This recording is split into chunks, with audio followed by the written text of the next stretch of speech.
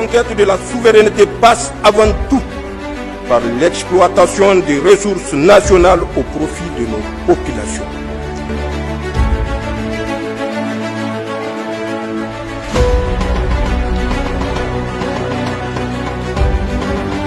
Depuis plusieurs mois, le secteur éducatif nigérien est le théâtre d'un bras de fer marqué par le non-respect des engagements précédemment formalisés.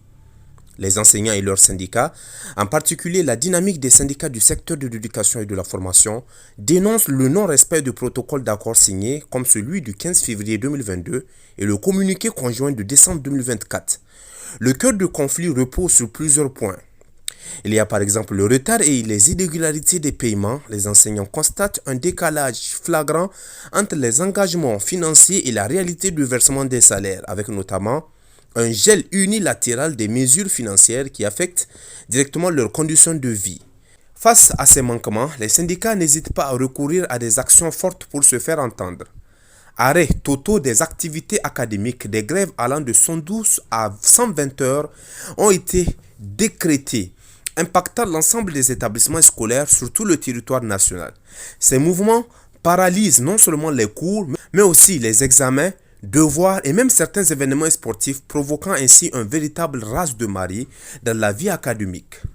Les enseignants soutenus par des parents d'élèves, des associations et même des leaders religieux font valoir leur droit à une éducation de qualité et à des conditions de travail décentes.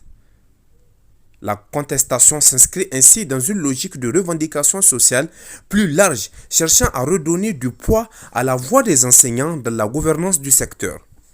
Ces actions, que relaient en détail certains médias spécialisés, témoignent de l'urgence ressentie par les acteurs de l'éducation et leur volonté de sortir du statut, qui, en faisant pression sur le gouvernement par une révision complète des politiques en vigueur.